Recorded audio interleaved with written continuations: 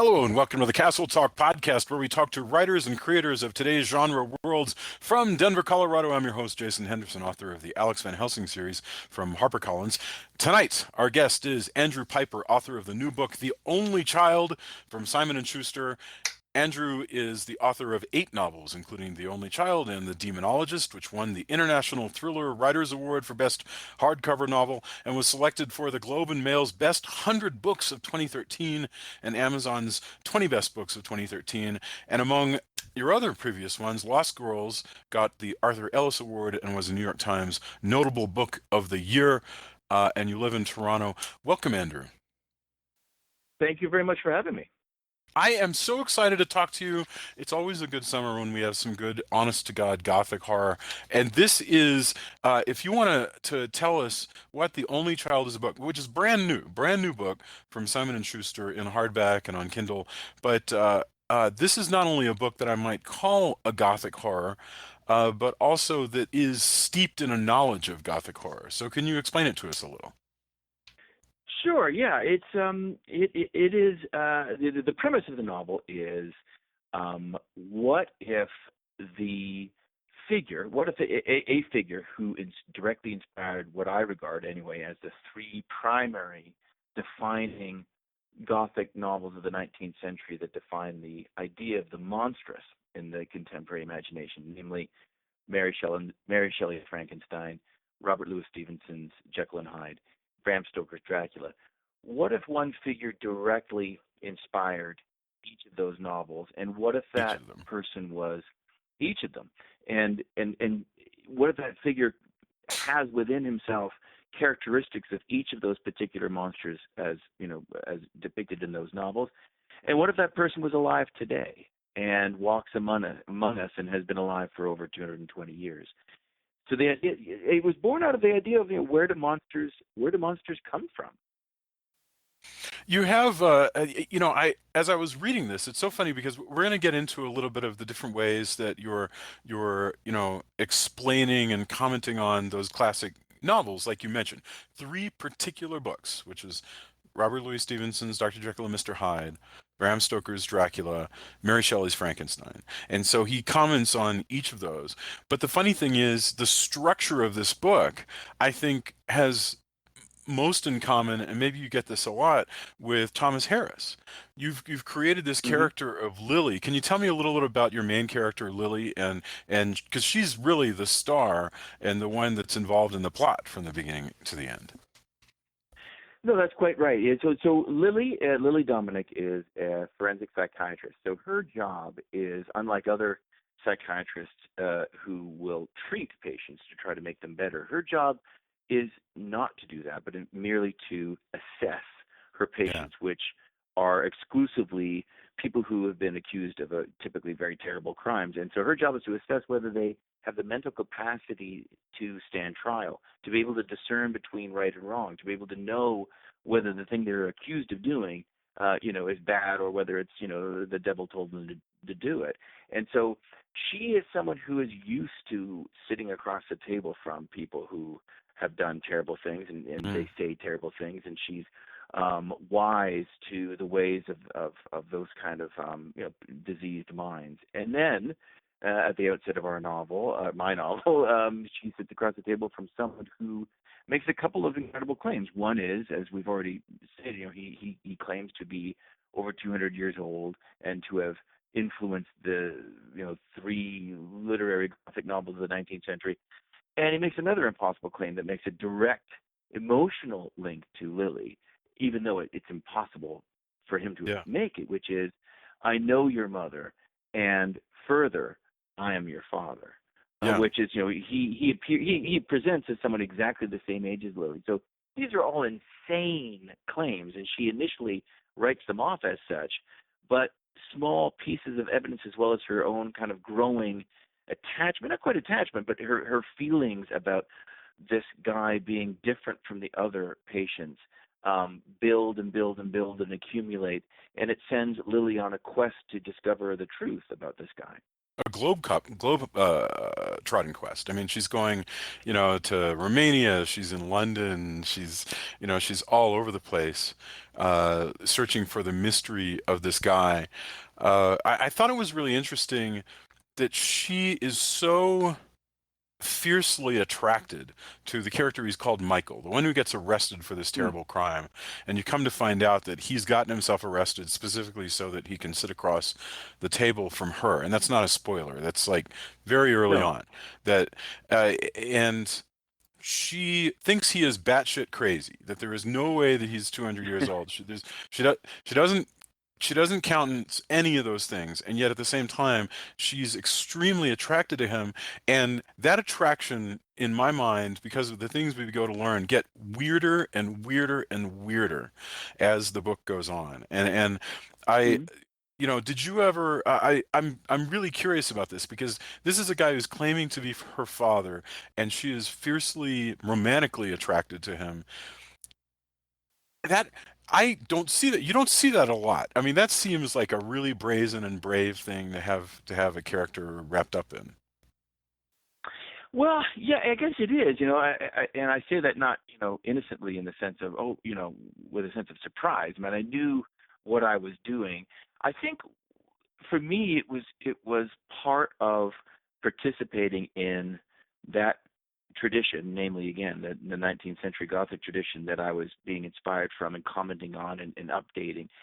And Yeah, one of the characteristics of the Gothic, as you know, is transgression. Having people yeah, make decisions, go to places, open doors that are forbidden to them, staying too long in the castle, yeah, sort of observing rituals that ought not to be observed, participating in activities that they know are bad for them, and a lot of those things, that idea of I should make clear that Lily and I'm this isn't a spoiler either, but Lily and Michael never do physically yeah. It doesn't work become out. involved. I'm not trying to spoil I, it either, but no, I didn't. I yeah, don't want. I don't want people to be sort of like, oh my God, wait, what? This book is not. yeah, It doesn't go there, but it does play with the there in this again in the sense that again that Gothic understanding of the forbidden, always yeah, involving some element of the erotic. The person you least ought to be with, the person who is wrong for you.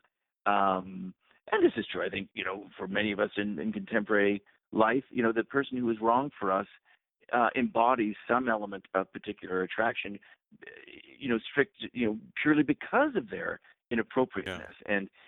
And so, again, in the Gothic tradition, we have all sorts of characters who are meant to be married, who are fiancés to someone, and then they encounter, the vampire or yes. the attractive stranger, and they find them irresistible, and off they go into the moors and the fog, and often not return. And Well, it's like that Mina. erotic, Yeah. yeah, I mean, and that all of that's exciting. Yes. Yeah. Otherwise, why have literature? I mean, yeah. That's I agree. Mina says, "I did not want to hinder him." That's where when she's being seduced by Dracula, she doesn't say he took over my will. It's I did not want to hinder him, is what she says. Hmm. And I remember that very clearly. So Michael, our main character, who I said is very much like Hannibal Lecter. I mean, to a great, this is a very modern book, and so much of the time is spent in a cat and mouse psychiatrist chasing a psychotic kind of way, interrupted by some really interesting, letters and so forth. But one thing I wanted to ask you about a character like Michael, who is, I said Lecter like he is. He's superhuman. He's certainly superhuman also in his intelligence, and he's willing to sacrifice people left and right, sometimes maybe just because he wants to. Do you think a character like this is he above morality? Is that the thing? Is he, in other words, once you're another race, in a sense, in the way that Dracula is another race, does morality count for you anymore? And can a moral character actually find any kind of alliance with somebody like that? Or will they always Mm. end up being the bad guy? Mm. That's a great. Well, I think it's a great question. I think it goes to the very heart of of the definition of monstrosity, or at least my working definition of monstrosity, which has some levels to it. But one would include one level would be, and certainly this is true of Michael, as a sort of the sociopath aspect of him, which is, I'm special. I am completely singular, Yeah. and he in fact is.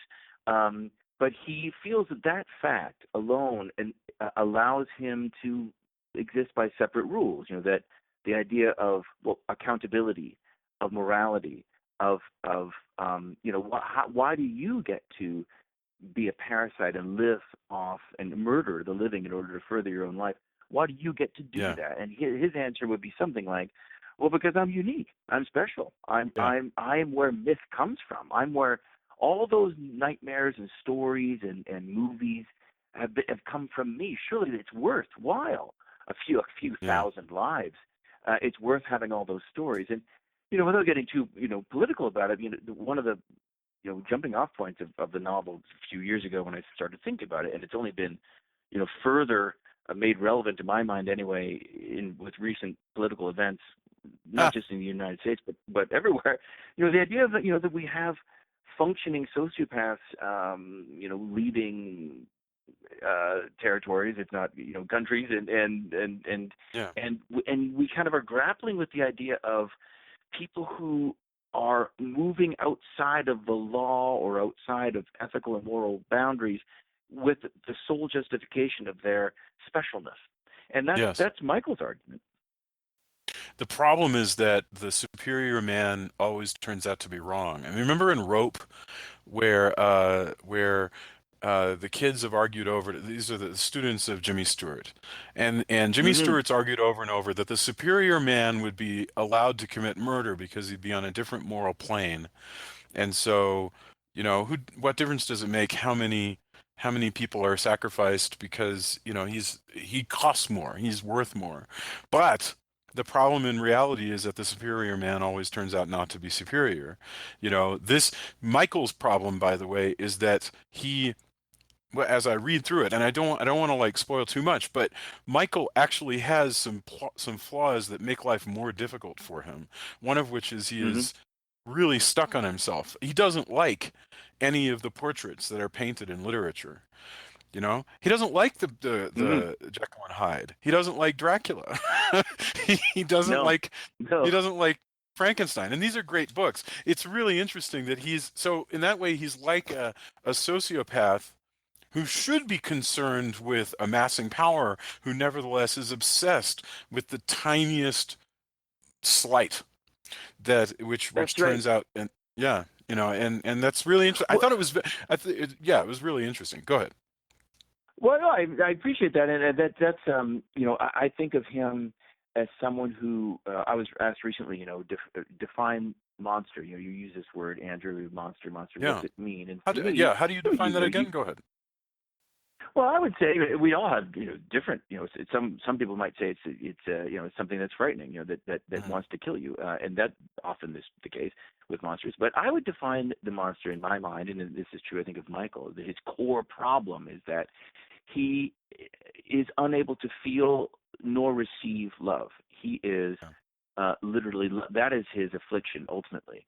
And he has compensations of immortality and supernatural abilities and mythic importance, but he is bound or limited by his lovelessness. And I think for figures like that, again, this is, I think, consistent with the sociopathic profile, is they compensate from that. They recognize that they aren't able to feel those things that other people feel. Yeah. They try to simulate it, they act it, they present it, they can dramatize it, but they don't feel it. But what they do feel is that sense of importance, that sense of how many followers they have on Twitter. There's different ways to gauge one's influence and position other than perhaps emotional engagement, which if you're unable to feel emotional engagement, all you have left is the effects you have on the world. Right. I you're totally right in that, the number one thing that this character is most like. I mean, to some extent, he's like a vampire. To some extent, he's like Mr. Hyde. But the one that you tie him to the most is the Frankenstein monster. And I love how literate the references to that are. Not just that you're aware of Frankenstein and of the sourcing of Frankenstein, but there's even references on references. I mean, your creature stalks the Diodati menage, spying from across Lake Geneva on Lord Mm. Byron and Mary Shelley and Percy Shelley and all them. He rents a telescope and he spies on them and wants to be one of them. And what's cool is that this whole scene completely echoes a scene in Frankenstein where Frankenstein is spying on the family in the woods, and Mm. and and it's like he imagines that he could be one of them, and that if he presents himself, that he could be a part of them. I thought, that's really cool. I think there are lots of treasures here for people who know their Dracula and their Frankenstein and their Stevenson. It works out that way. I gave away that one, but there's a lot more, honestly, in the book. Oh no, that's well. No, I appreciate that. That is something that that when we may be it'll be some years before it's recognized, but you and I may well be writing books ourselves that in some years hence the continuity between our work will be recognized, but we're blind to it now because we're just busy writing it. But Mm. the same may be true of Shelley, Stevenson, and Stoker in their own way of the previous century or 2 centuries ago. Yeah. And that there was something in the air or of the zeitgeist or the culture that that idea of standing outside and longing to be inside. It was at the Yeah. beginning of psychology, right? And the idea we're sort of familiar with the idea of the sociopath now, of the monster, of someone who is intelligent, presents well, and is very accomplished, and yet has is just completely absent of ethics and morals. They were just learning about that and learning about this is sort of before Freud Mm. and so on and his colleagues. So it's kind of exciting to kind of look back, or at least creatively exciting to my mind, to look back on a period where we had colleagues, Mary Shelley, Stevenson, and Stoker, who were creating these things in a kind of I'm sure what they sensed was a fog, but Yeah. they were speaking to each other, and they speak to us now, of course. Okay, here's the question that I've always had about the monster and about Michael, and I'm curious how you'll react to it. Uh, we see the monster in Shelley go bad. He starts out pure. He has he is instantly an adult, but he's childlike in a way, and very soon, because of the way Frankenstein treats the monster or the creature, whatever you want to call him, he becomes he falls, and he kills Frankenstein's little brother, and in at least the first edition he literally pins the murder on the maid, and he goes from 0 to 60 as far as innocent to evil. And it's clearly, I think, at least heavily because of the way that Frankenstein treats the monster.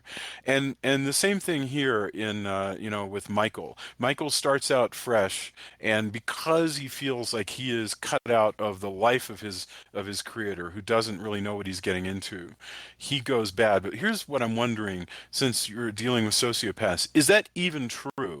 In other words, is that fall to cruelty and immorality, is it bound to happen no matter what happens to these characters? Are they on a path to being demons no matter what?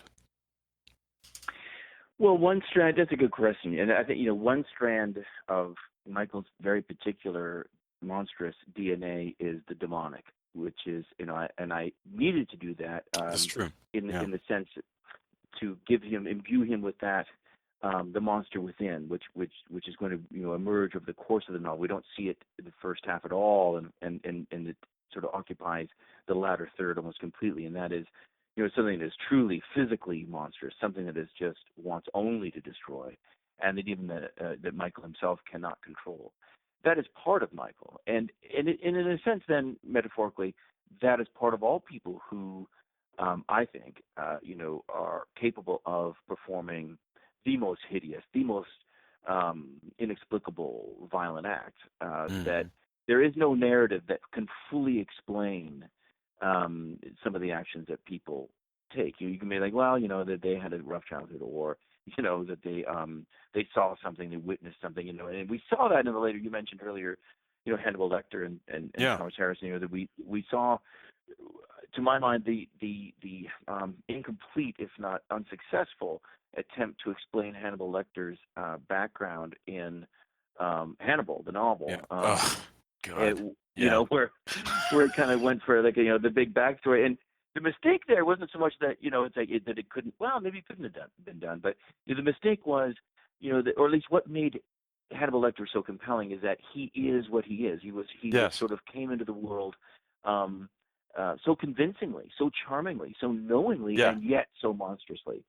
And I think any kind of attempt to cheaply explain that kind of figure is not just sort of cheesy. It's doomed to be unconvincing. And so I do believe that this is just secondary to the novel in a sense, but I personally believe that genuine, true evil does exist, and that it moves about us in ways that is unpredictable, and that it is supernatural. I do believe that. Mm-hmm. I say that as an agnostic and someone who doesn't come out of some kind of church education. Mm-hmm. I see too much evidence of the inexplicable to not accept that is true.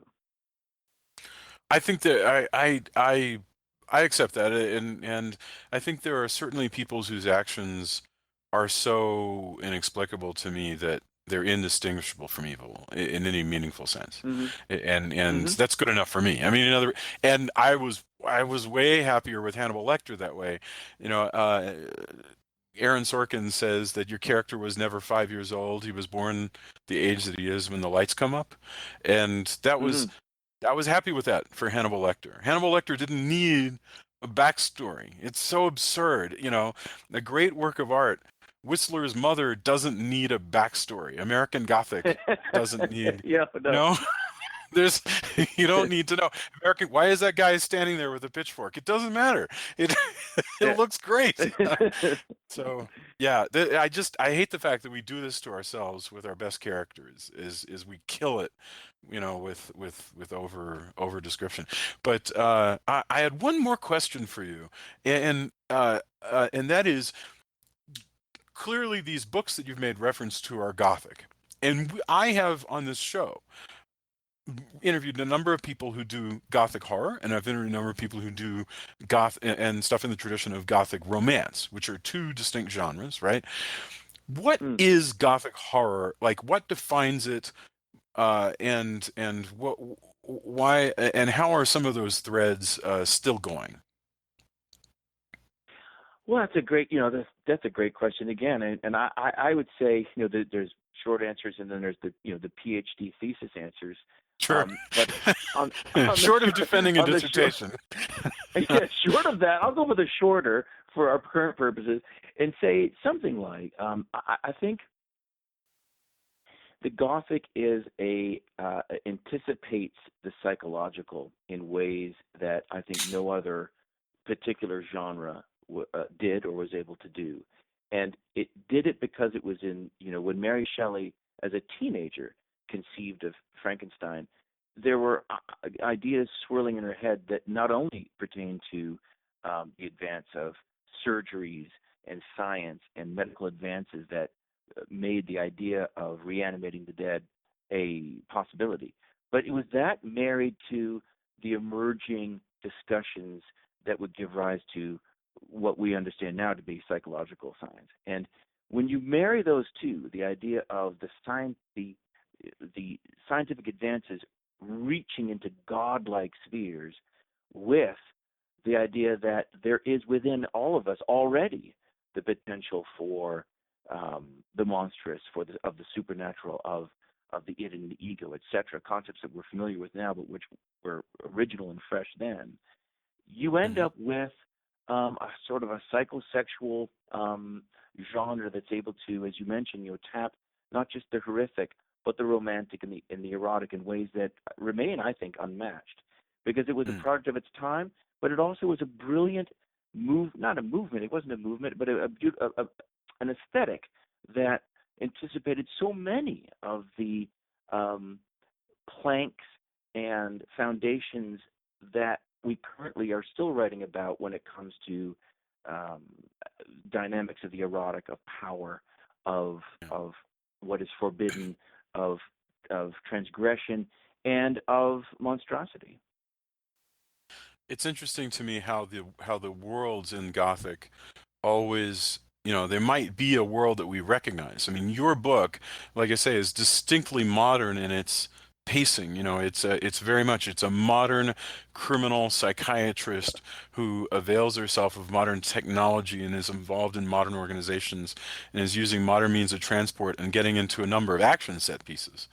And yet, one of the things besides all the references to Gothic novels that it has is this feeling of stepping into another world. That is, she's going to land in London, but somehow step sideways into parts of London that are unseen. That you mentioned seeing things through a fog. I think the Gothic kind of brings the fog on the main characters. It's really, you've also chosen all of these like Gothic locales that work just fine as far as that goes. For me, that was important. The idea of Lily being a character who was, American born and raised, lives in New York, has never been to Europe, the old world.